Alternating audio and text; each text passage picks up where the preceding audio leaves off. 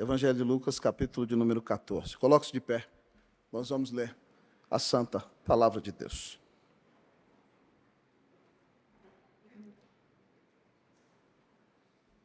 Assim diz a palavra do Senhor. Aconteceu que, ao entrar ele num sábado, na casa de um dos principais fariseus para comer pão, eis que o estavam observando. Ora, diante dele achava-se um homem hidrópico. Então Jesus, dirigindo-se aos intérpretes da lei e aos fariseus, perguntou-lhes: é ou não é lícito curar no sábado? Eles, porém, nada disseram. E tomando, o curou e o despediu. A seguir lhes perguntou: qual de vós, se o filho ou boi cair num poço, não o tirará logo, mesmo em dia de sábado? A isto nada puderam responder. Reparando como os convidados escolhiam os primeiros lugares, propôs-lhes uma parábola. Quando por alguém fores convidado para um casamento, não procures o primeiro lugar, para não suceder que, havendo um convidado mais digno do que tu, vindo aquele que te convidou, e também a ele te diga: dá o lugar a este. Então irás envergonhado ocupar o último lugar. Pelo contrário, quando fores convidado, vai tomar o último lugar, para que quando vier o que te convidou, te diga: amigo, senta-te mais para cima, ser-te-á isto uma honra diante de todos os mais convivas. Pois todo que se exalta será humilhado, e todo que se humilha será exaltado. Disse também ao que o havia convidado: quando deres um jantar ou uma ceia, não convides os teus amigos, nem teus irmãos, nem teus parentes, nem vizinhos ricos, para não suceder que eles, por sua vez, te convidem e sejas recompensado. Antes, ao dares um banquete, convida os pobres, os aleijados, os coxos e os cegos, todos comigo, e serás bem-aventurado, pelo fato de não terem eles com que recompensar-te. A tua recompensa, porém, tu a receberás na ressurreição dos justos. Pai, toda a glória seja dada ao teu santo nome. Só tu és, ó Deus Pai, Filho e Espírito Santo, o único e verdadeiro Deus. Pai, nós somos totalmente dependentes do Senhor. E nessa manhã, Pai, em nome de Jesus, clamamos, ó Deus, ó Pai, a tua graça. Deus, o teu Espírito está aqui. Ó Deus, mas pedimos que ele se manifeste de maneira graciosa. E que enquanto ouvirmos a exposição do texto da Santa Palavra de Deus, tenhamos a percepção da graça do Senhor entre nós.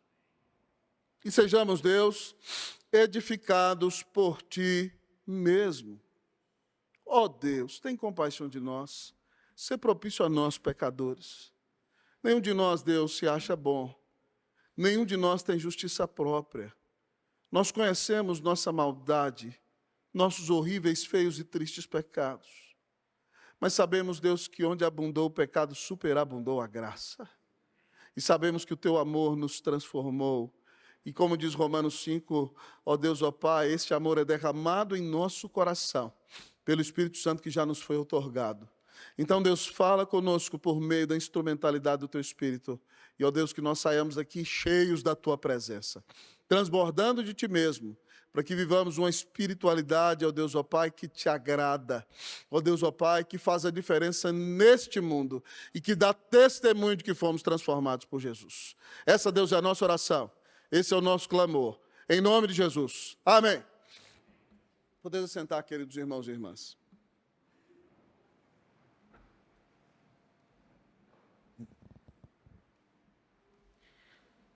Jesus sempre confrontou o legalismo dos fariseus.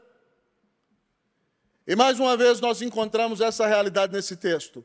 Essa é uma das temáticas de Lucas, amados irmãos. Ele muitas vezes revela que a religiosidade dos líderes judeus era estereotipada e fundamentada mais em seguir as próprias tradições deles mesmos, mas era uma espiritualidade vazia de graça, que não era fruto do relacionamento com o Senhor, e, portanto, não se preocupava com a glória de Deus e não demonstrava amor ao próximo.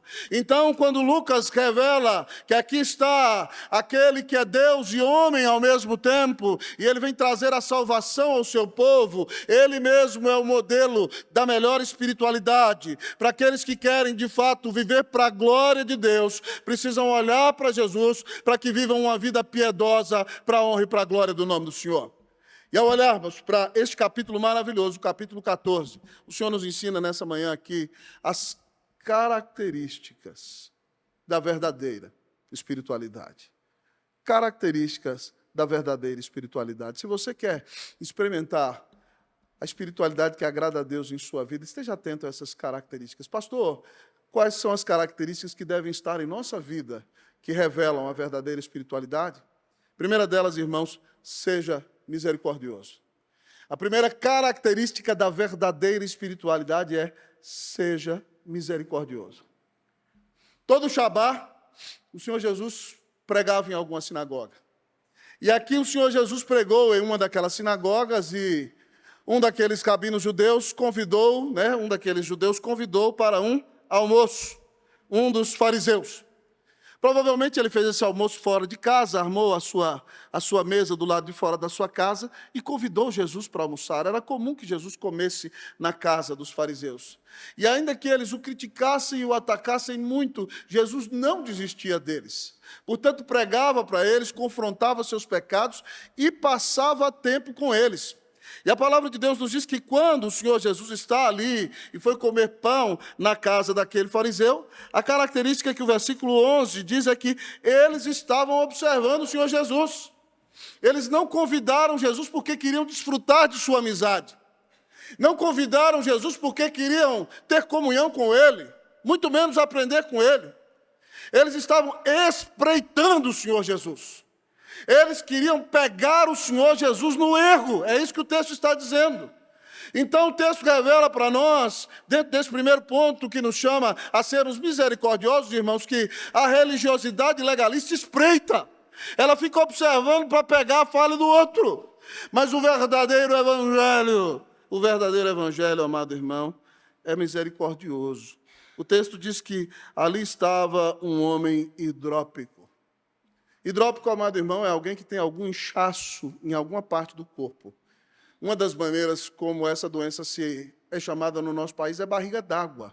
Pode se revelar na barriga, mas podia ter o braço inchado, podia ter aquele gigantismo no pé, ou pescoço inchado. Nós não sabemos que hidropisia esse homem tinha. Mas o fariseu fez de propósito. Ele convidou o hidrópico para estar ali, para ver se pegava Jesus no erro. O religioso espreita, mas o evangelho tem misericórdia. Jesus é o evangelho. Então Jesus, dirigindo os seus intérpretes da lei e aos fariseus, perguntou-lhes: é lícito ou não é lícito curar no sábado?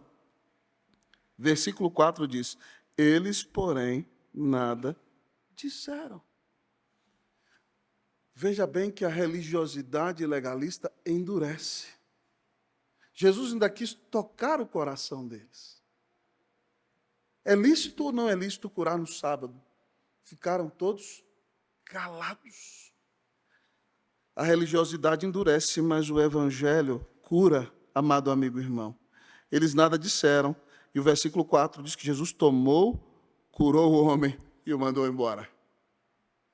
E aqui nós continuamos a ver esse contraste dentro desse ponto de ser misericordioso. Então vimos já no início que esse legalismo espreita, mas o evangelho, amado irmão, é misericordioso. Essa religião legalista endurece, mas o evangelho cura. Mas o texto nos diz aqui que, amado amigo e irmão, essa religião legalista anula as pessoas, mas o evangelho confronta. No versículo 5, depois de curar o homem e despedi-lo, Jesus diz a eles: qual de vós, se o filho ou o boi cair num poço, não tirará logo, mesmo em dia de sábado? Jesus desmascara, amados irmãos, o legalismo deles. Porque o legalismo para eles só presta para os outros, para colocar carga em cima de outras pessoas. Porque se o boi deles cair no poço, eles não vão estar nem aí se é sábado, vão puxar e tirar o boi. Se o filho deles cair num poço, eles não vão deixar o filho morrer porque é sábado, eles vão socorrer o filho. Então é lícito que Jesus, que é o Evangelho, socorra qualquer pessoa enferma, mesmo no Shabá, no dia do Senhor, porque é dia de exercer misericórdia. O texto diz que eles ainda assim não se arrependeram. O legalismo anula. A isto nada puderam responder. Mas ao olharmos para a vida do Senhor Jesus, nós aprendemos que a espiritualidade que é correta e verdadeira e bíblica não é uma espiritualidade legalista, malvada, tirana, endurecida, mas é uma espiritualidade caracterizada pela misericórdia. Jesus viu ali aquele homem hidrópico, teve compaixão dele, o curou, confrontou os que estavam contra a cura e manifestou a sua graça e a sua bondade. Com o Senhor Jesus nós aprendemos que se queremos ter uma verdadeira espiritualidade, nós precisamos ser misericordiosos. Alguns dias atrás, irmãos, eu posso contar isso, essa irmã está aqui e ela compartilhou comigo. Uma irmã querida nossa da igreja estava desempregada. E a nossa junta diaconal entrou em ação. Enviou um dos diáconos com a esposa para fazer uma visita, levar a cesta básica, ajudar a pagar as contas num determinado momento. Deus abriu a porta, essa irmã arrumou um emprego para a glória de Deus, mas ela entrou em contato comigo dizendo: pastor, que bênção maravilhosa. A igreja, pastor, não é só encontrar os irmãos no domingo. Agora eu entendi o que o senhor fala sempre, que a nossa igreja é uma família. Eu fiquei feliz com o ministério da nossa junta, irmãos, porque Deus usou os nossos diáconos para cuidar daquela irmã. E Deus usou os diáconos também para abrir uma porta de emprego. É isso que nós precisamos entender, nós somos um corpo, nós somos uma família. Essa semana, minha família experimentou a misericórdia de Deus. Vocês me viram postando algumas fotinhas no Instagram, não postei as primeiras que eu estava morto naquele dia, nem lembrei de tirar foto, né? Com fome dos que chegaram ali, me desculpe quem não apareceu na foto, não fique chateado não. Mas nós recebemos com amor a todos, porque irmãos foram ali, se compadeceram de nós, oraram por nós e nós percebemos a manifestação da graça de Deus. Se nós queremos experimentar uma verdadeira espiritualidade, nós precisamos sentir a dor do outro. Nós precisamos nos colocar no lugar do outro. Nós precisamos ser bênção na vida dos nossos irmãos. Então, que no lugar de sermos julgadores como os fariseus, no lugar de atirarmos pedra e de nos opormos a nossos irmãos, que nós sejamos como Jesus, misericordiosos, e que em toda oportunidade que tivermos, que nós amemos nossos irmãos, que nós os abracemos e que nós sejamos instrumentos de cura e restauração na vida deles. Em nome de Jesus, amém. Que Deus nos dê um coração misericordioso, amém, meus irmãos? Porque Ele teve infinita misericórdia de nós. O Senhor nos chama a termos uma verdadeira espiritualidade. O texto nos diz que a primeira característica da verdadeira espiritualidade é seja misericordioso. Mas a segunda característica da verdadeira espiritualidade é seja humilde. A segunda característica da verdadeira espiritualidade é seja humilde. Naquela festa do fariseu, naquele banquete que ele convidou muita gente para tentar pegar o Senhor Jesus no erro, a palavra de Deus nos diz que enquanto ele ali está com o Senhor Jesus, muitos dos outros fariseus, soberbos, cheios de si mesmos, foram chegando e procurando os primeiros lugares lá na frente, sentando perto do dono da festa. E aí a palavra nos diz aqui, amados irmãos, que quando Jesus viu aquilo, as pessoas procurando os primeiros lugares e buscando a sua própria glória, exaltando a si mesma, Jesus conta uma parábola na qual diz: quando por alguém fores convidado para um casamento, não procures o primeiro lugar, para não suceder que, havendo um convidado mais digno do que tu, vindo aquele que te convidou, também a ele te diga: dá o lugar a esse. Então irás envergonhado ocupar o último lugar. Pelo contrário, quando fores convidado, vai tomar o último lugar, para que quando vier o que te convidou, te diga: amigo, senta-te mais para cima, ser-te-á isto uma honra diante de todos os convivas, porque todo aquele que se exalta será humilhado, e todo aquele que se humilha será exaltado. Jesus nos diz que a segunda característica da verdadeira espiritualidade é a humildade. Aqueles fariseus eram soberbos, irmãos. Porque eles comparavam a sua espiritualidade com os outros. Então eles olhavam para os publicanos e para os pecadores e diziam, não, nós que somos bons, nós obedecemos à lei. Mas Jesus está explicando para eles que a maldade não é revelada só no nosso estereótipo, mas no íntimo, porque os pecados nascem no coração. E eles, cheios de si mesmos, se achando bons, procurando os primeiros lugares, revelam um orgulho imenso. E Jesus diz a eles, então, quando você for convidado para um casamento, não sente no primeiro lugar. Porque se você sentar no primeiro lugar, naquela mesa ali preparada para os melhores amigos e para a família, já viu, todo casamento tem uma festa, um banquete que tem aquela mesa principal para os familiares. Aí você se chega ali, se senta, e aí o dono da festa vai chegar, meu amigo, peço desculpa, mas aqui esse lugar está reservado para outra pessoa. Se você tiver vergonha na cara, você vai embora da festa na hora. Mas senta lá na ponta. Porque se o seu lugar for ali, o que você está fazendo aí, rapaz? Você é da família. Senta aqui conosco. E aí você vai ser honrado diante de todos, Jesus diz.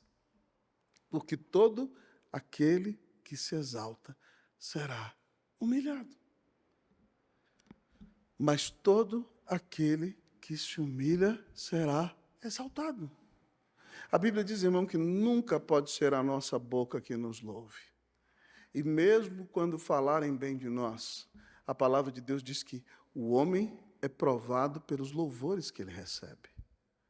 Então, a nossa atitude diante de Deus tem que ser uma atitude de humilhação. Até quando alguém falar bem de você ou te elogiar, dê toda a glória a Deus. É como se o elogio bate no peito e sobe.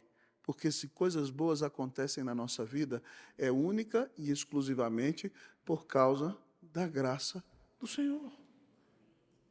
Nós, irmãos, não temos do que nos ensoberbecer.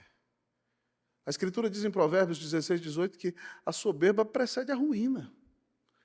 E a altivez de espírito a queda.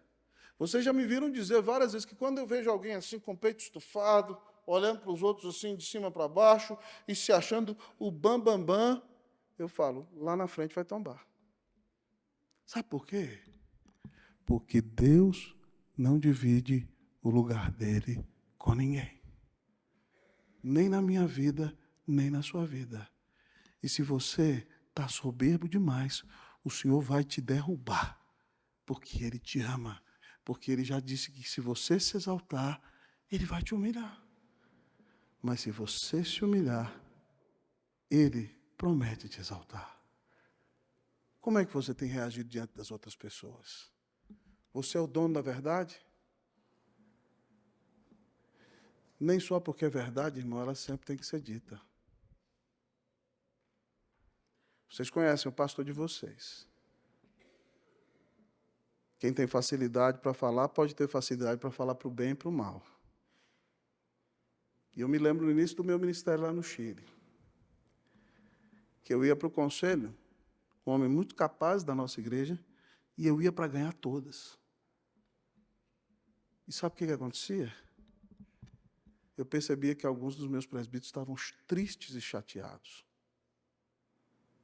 E aí eu falei assim, do que adianta eu ganhar todas e perder os meus irmãos? Eu não preciso ganhar todas. É melhor quando todos nós ganhamos. Então, às vezes, é melhor perder para ganhar o nosso irmão. Você não precisa ganhar todas as discussões. Nem toda a verdade precisa ser dita. Se você achar que a pessoa é soberba demais, você não precisa, ô, seu soberbo! Se você acha que ela está querendo aparecer, está querendo aparecer! Alguns dias atrás nós ouvimos uma mensagem que diz que a nossa palavra deve ser temperada com sal e transmitir graça àqueles que nos ouvem. A palavra branda desvia o furor, a palavra dura suscita ira. Talvez algumas pessoas estão olhando com a cara torta para você e não estão gostando de você. Talvez é por causa do seu comportamento. Avalie a si mesmo. Isso é soberba. Você precisa ser mais humilde.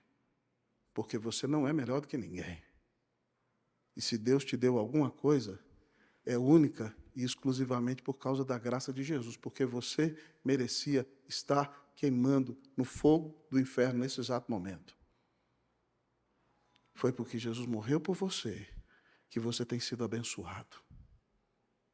Então seja mais humilde, seja mais quebrantado. Viva para a glória de Deus. Eu já contei essa história, um fato da história da igreja que eu admiro aqui. Os membros que estão comigo desde o início acabam ouvindo, às vezes, nem sempre, as histórias antigas. Mas eu não posso deixar de contar as histórias, porque mais da metade da igreja é nova. Então a igreja precisa aprender também as histórias.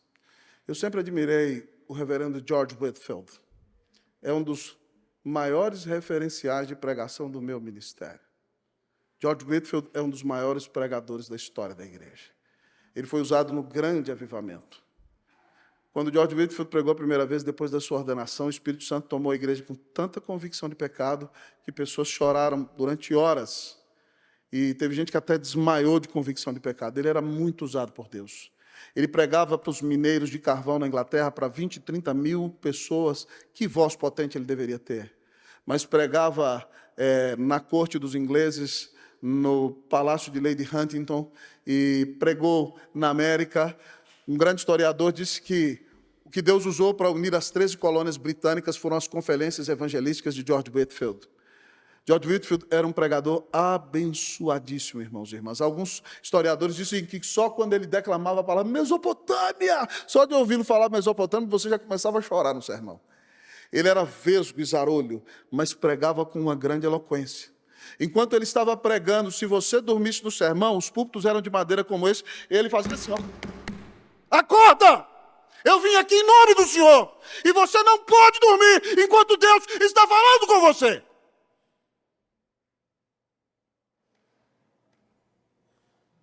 Tamanha era a sua consciência de que a pregação da palavra de Deus é a palavra de Deus. Deus usou Whitefield para que milhares fossem convertidos a Cristo. Mas quando ele começou a ter sucesso, ele foi para a América. E o seu amigo John Wesley, que não era calvinista como ele, não sei se por ciúmes, começou a divulgar nos jornais de Londres que George Whitefield estava pregando uma doutrina de demônios, que era a doutrina da predestinação. Whitefield, lá da América, escreveu uma carta para ele e falou assim, não faça isso, meu amigo, porque nós vamos dividir a noiva do Senhor? Mas o Whitefield, que foi o grande líder do avivamento na Inglaterra, agora quando ele volta por causa dessa divisão de Wesley defendendo o arminianismo, agora quando ele vai pregar, em alguns lugares as pessoas jogam tomate nele. E ele passa na rua, o povo... Mas mesmo assim constrói um grande tabernáculo para ele pregar em Londres. E quando então os discípulos dele veem aquilo, porque John Wesley foi um grande estrategista, ele criou os grupos metodistas que fundaram a igreja metodista e que são protótipo dos nossos grupos familiares hoje. Mas o Whitefield pregava infinitamente melhor. Então os discípulos de Whitefield disseram, pastor, o senhor não pode aceitar esse tipo de coisa. Esse homem está usurpando o seu lugar, o líder do avivamento é o senhor. Vamos nos levantar. Nós vamos nos posicionar com esse homem, contra esse homem, não vamos aceitar essa difamação, e Deus vai usá-lo, e o senhor vai voltar, pastor, a assumir a liderança do avivamento na Inglaterra. Whitefield disse, morra para sempre o nome de George Whitefield. Viva para sempre o nome de Jesus Cristo. Morra para sempre o nome de George Whitefield. Viva para sempre o nome de Jesus Cristo. Eu quero ser o servo de todos. Whitefield não fez política para tomar o primeiro lugar nem para ser eleito. Ele se humilhou.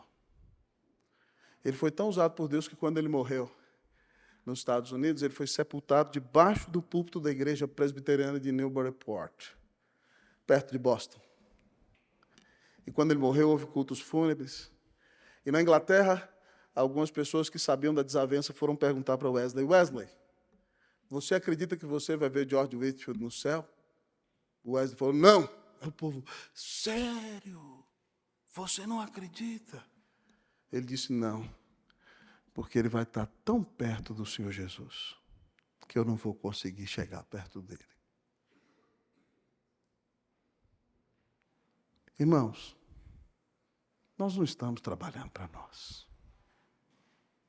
Nós não podemos ter querelas em nosso meio. Nosso objetivo é exaltar o nosso Salvador. Se esse é o nosso objetivo, nós vamos ser mais humildes. E vamos ser bênção na vida dos nossos irmãos. Se você tem sido soberbo, peça perdão ao Senhor. Que bom que Ele prometeu que se o meu povo que se chama pelo meu nome se humilhar, repita comigo, vamos lá? Orar e me buscar e se converter dos seus maus caminhos, então eu ouvirei dos céus, perdoarei o seu pecado e sararei a sua terra. Que Deus nos dê um coração como o de Jesus. Ele diz assim: aprendei de mim, que sou manso e humilde de coração, e achareis descanso para a vossa alma. Que Deus nos dê a bênção de sermos humildes como nosso Senhor Jesus. Amém? Amém. Louvado seja Deus. Ao olharmos para este espelho da verdadeira espiritualidade, nós podemos, pela graça de Deus, ver essas características em sua vida. Você tem sido misericordioso. Apesar da sua soberba natural, a humildade de Jesus está se manifestando em você?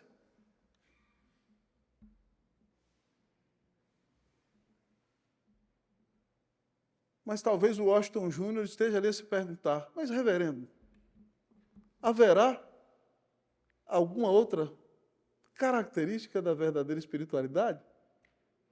O que você acha, Washington Júnior? O texto diz que sim. E sabe qual é? Seja generoso. Seja generoso. Depois de confrontar a todos aqueles que se estavam exaltando, desafiando-los a serem humildes para que fossem exaltados pelo próprio Deus, Jesus, no versículo 12, se dirige ao dono da festa, que queria pegá-lo no pulo ou na curva, e diz a ele o seguinte: quando deres um jantar ou uma ceia, não convides os teus amigos, nem teus irmãos, nem teus parentes, nem vizinhos ricos, para não suceder que eles, por sua vez, te convidem e sejas recompensado. Antes, ao dares um banquete, convida os pobres, os cegos, os aleijados, os coxos, e serás bem-aventurado, pelo fato de não terem eles com que recompensar-te. A tua recompensa, porém, tua receberás na ressurreição dos justos. Irmão, isso aqui é contrário ao nosso instinto natural. Nós gostamos de sentar para conversar com os nossos amigos, com aquelas pessoas que nos levantam. E Jesus aqui faz um desafio tremendo. Quando você der uma festa, um banquete, não chama só seus amigos, porque depois vão te chamar de novo, você vai ser recompensado. Mas olha o que ele diz aqui, olha, chame, querido amigo aqui, os pobres, os aleijados, os coxos e os cegos. E assim você vai ser bem-aventurado. Por quê? Porque eles não vão poder te recompensar. E fique tranquilo que a sua recompensa vai vir no dia que você ressuscitar. O seu galardão virá, Deus trará para você. Mas o texto nos ensina a não sermos interesseiros, mas sermos generosos. A não fazermos as coisas para as pessoas simplesmente porque nós vamos receber algo em troca, mas fazer para demonstrar o amor e a misericórdia de Deus. Que privilégio, irmãos. Em outra igreja que eu pastoreei, havia um grupo ligado a uma casa de recuperação chamada Manaim, que era de um pastor amigo meu, e na igreja criou-se um grupo de apoio Manaim. Esse grupo cuidava da família das pessoas que estavam envolvidos na drogadição. Então, esse grupo ia lá, orava, pastoreava, dirigido pelos diáconos. E reunia com aquelas famílias da igreja, estudava a Bíblia. E quando a pessoa era recuperada, voltava para casa, aquele grupo fazia todo um preparo. Numa outra sorte, nessa mesma igreja, a junta diaconal resolveu homenagear os garis que varriam a rua. Fizeram um almoço. A alegria, a felicidade dos garis, irmãos, era algo incomparável. O que é que os garis podem nos dar? Eles limpam a nossa rua, tudo bem. Mas ninguém reconhece o que um gari faz. E ali era uma oportunidade de ver a bondade de Deus, por meio de irmãos que ouviram a exposição da palavra, dizer como é que nós podemos abençoar aqueles que estão ali e não são reconhecidos por ninguém. Isso é generosidade. Eu não sei se você já pegou uma nota de 200 e viu alguém que não estava esperando e falou assim, ó, toma aqui, pá, e deu uma nota de 200 para essa pessoa. Será que é isso mesmo? Meu Deus do céu! Eu fui pregar em Assis. O presbítero Humberto está aqui? Não estou vendo. Está ali. Eu fui pregar em Assis. E qual não foi a minha alegria? Em que, estando ali pregando, me contaram que o pai do nosso presbítero Humberto, às vezes ia no banco, sacava dinheiro e saía distribuindo para os pobres na rua. Sabe de quem eu lembrei? Do reverendo Nicolau de Mira, um pastor da igreja. A igreja de Mira ficava onde é a Turquia hoje. E Nicolau de Mira, ele era um homem rico e pegava parte das suas riquezas e saía colocando nas chaminés das pessoas no dia do Natal. E aí abreviaram o sobrenome dele de Nicolau e começaram a chamar de Santa Claus. São Nicolau, Santa Claus. E hoje, lembram de Nicolau, botando uma roupa vermelha nele, como se ele fosse um gorducho branco, de barba branca, e que leva o presente no dia do Natal, e você fala, o Papai Noel. Mas o Papai Noel é fruto do testemunho de um pastor, que era um homem muito rico, e pegava as suas moedas de ouro e colocava nas chaminés das pessoas no dia do Natal. E era generoso. Meu irmão, não seja murrinha, não seja canguinha, não seja mão fechada. Eu quero dizer para você que é impossível que alguém seja mais generoso do que Deus. E a palavra de Deus diz que Deus dá semente ao que semeia. E se você for generoso, ainda que você não faça para receber a recompensa, porque é impossível que alguém seja mais generoso do que Deus, Deus vai te recompensar. Pode recompensar lá na eternidade, mas até aqui. Porque quando nós somos generosos, nós nos parecemos com aquele que deu a sua própria vida e com aquele que deu o seu próprio filho. Não é o versículo que nós mais amamos, porque Deus amou ao mundo de tal maneira que deu o seu Filho unigênito, para que todo aquele que nele crê não pereça, mas tenha a vida eterna.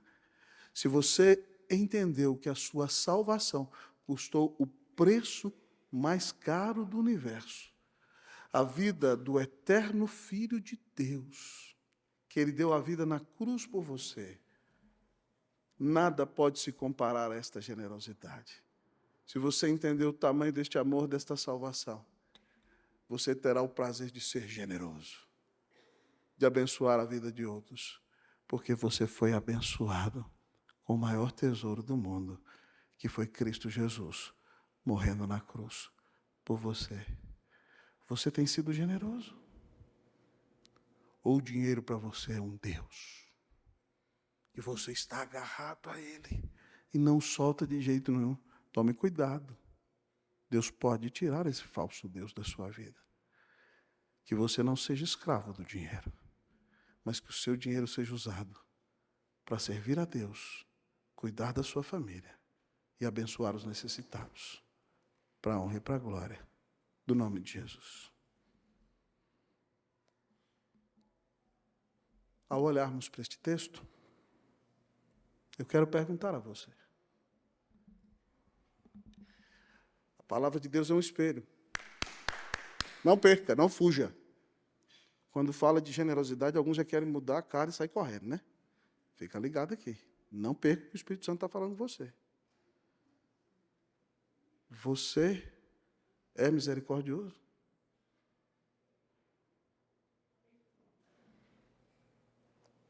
Você tem atuado com humildade?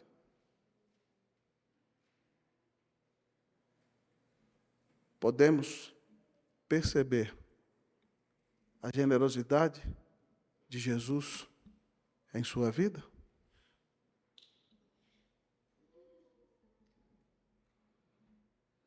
Talvez nós precisemos chorar pelos nossos pecados nessa manhã. Talvez nós precisemos pedir perdão ao Senhor por sermos maus e não termos misericórdia de outros, mesmo que Deus tenha misericórdia de nós. sermos duros,